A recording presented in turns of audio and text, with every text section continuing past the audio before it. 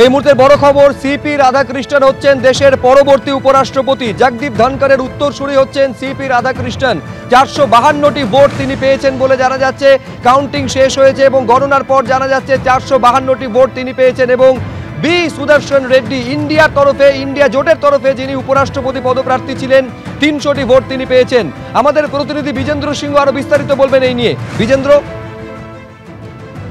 CP Radhakrishnan 452 votes পেয়েছেন এবং India জোটে যিনি প্রার্থী ছিলেন মিস্টার রেড্ডি, সুদর্শন রেড্ডি, তিনি পেয়েছেন 300 ভোট, অর্থাৎ 150 থেকে বেশি মার্জিন হলো 152। অর্থাৎ এটাতে মনে করা হচ্ছে ইন্ডিয়া জোটের 315 জন সাংসদ আজকে ভোট দিয়েছিলেন, তার মধ্যে 15টা ভোট অন্তত ক্রস ভোটিং হয়েছে, কেন কি যেটা ইনভ্যালিড ভোট হয়েছে তার থেকে বেশি নম্বর এটা 15। এবং সেক্ষেত্রে মনে করা হচ্ছে কিছু সাংসদ ইন্ডিয়া জোটে যারা ভোট দিয়েছিলেন তারা সিপি রাধাকৃষ্ণনকে ভোট দিয়েছেন, তাই তার ভোট বেড়েছে। যে মার্জিনটা রয়েছে সেটা 152 গ্যাপ রয়েছে সিপি রাধাকৃষ্ণন এবং সুদর্শন রেড্ডির মধ্যে। সিপি রাধাকৃষ্ণন এনডিএর প্রার্থী ছিলেন, তিনি পেয়েছেন 452 ভোট এবং পুরো টোটাল ভোট ছিল 788, যার মধ্যে 7টা ভ্যাকেন্সি রয়েছে। 781 ভোটাররা ছিলেন ভোট দেওয়ার জন্য। 767 জন ভোট দিয়েছিলেন, যার মধ্যে ভ্যালিড ভোট ছিল 752, অর্থাৎ কিছু ভোট খারাপ হয়েছে।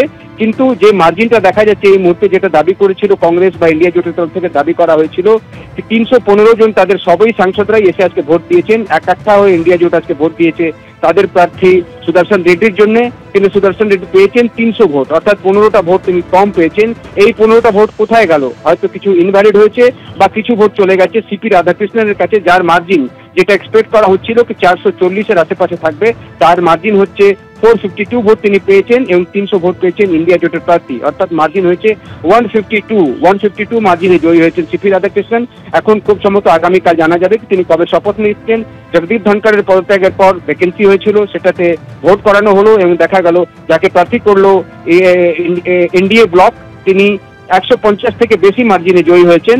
এবং সুদর্শন রেড্ডি, যেটা খুবই একটা অ্যানালিসিস হচ্ছিল হয়তো গ্যাপটা তিনি কমাবেন, কিন্তু গ্যাপ কমানো হয়নি, কারণ কিছু দল এরকমও রয়েছে যার মধ্যে বিজু জনতা দল রয়েছে। তুমি আমাদের সঙ্গে থাকো। Shri Bucci Reddy Sudarshan Reddy has secured 300 first preference votes and Shri CP Radhakrishnan has secured 452 first preference votes. As the first preference vote secured by Shri CP Radhakrishnan was greater than the requisite quota, in pursuance of provisions contained in Section 11 of the Presidential and Vice Presidential Elections Act 1952, 31 of 1952, read with Rule 35 of the Presidential and Vice Presidential Election Rules 1974, I, PC Modi, the returning officer for the Vice Presidential Election 2025, hereby declare that Shri CP Radhakrishnan, Jal Bhushan, Raj Bhavan, Walkeshwar Road, Malabar Hill, Mumbai, has been duly elected to the office of Vice President of India.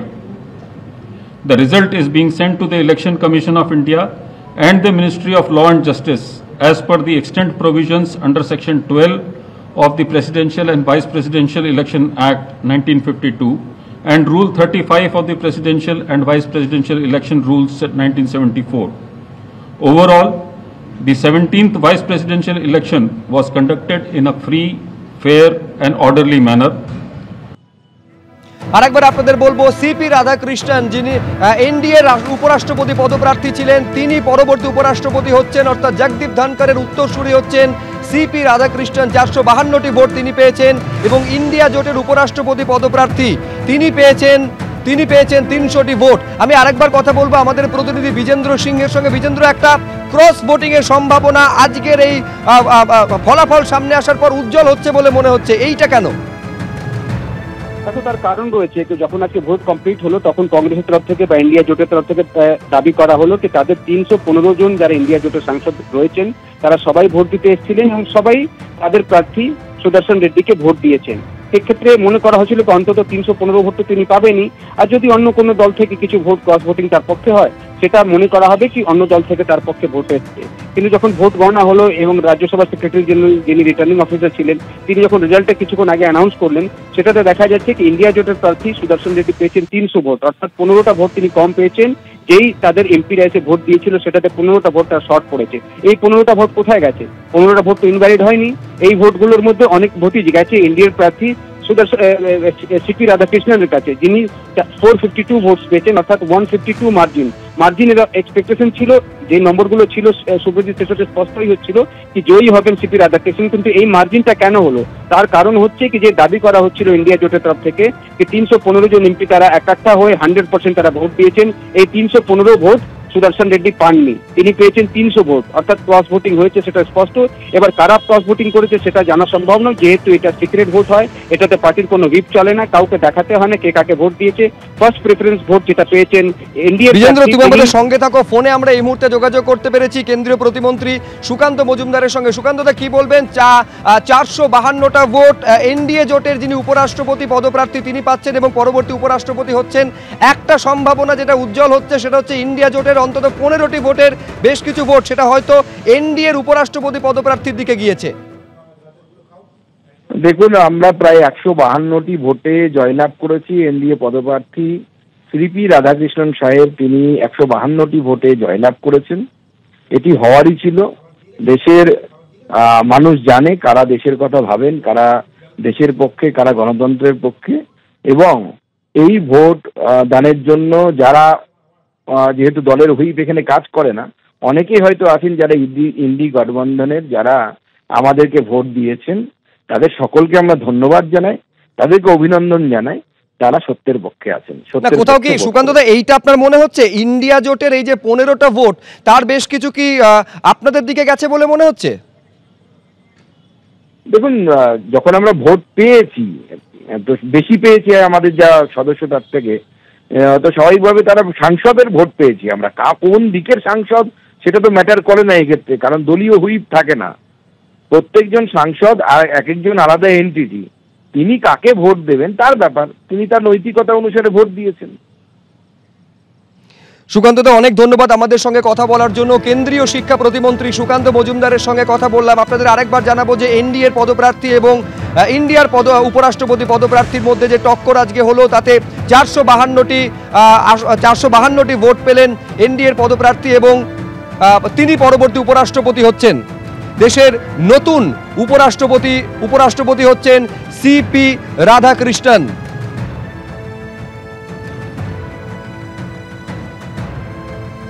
300টি vote পেয়েছেন India জোটের প্রার্থী B সুদর্শন রেড্ডি। আজকে একেবারে cross voting এর সম্ভাবনা উজ্জ্বল হচ্ছিল প্রথম থেকেই, তার কারণ দলীয় হুইপ এই উপরাষ্ট্রপতি নির্বাচনের ক্ষেত্রে কার্যকর থাকে না। আমি আরেকবার পুরোটা জানবো, কথা বলবো আমাদের প্রতিনিধি বিজেন্দ্র সিংহর সঙ্গে। বিজেন্দ্র, কি খবর পাচ্ছ?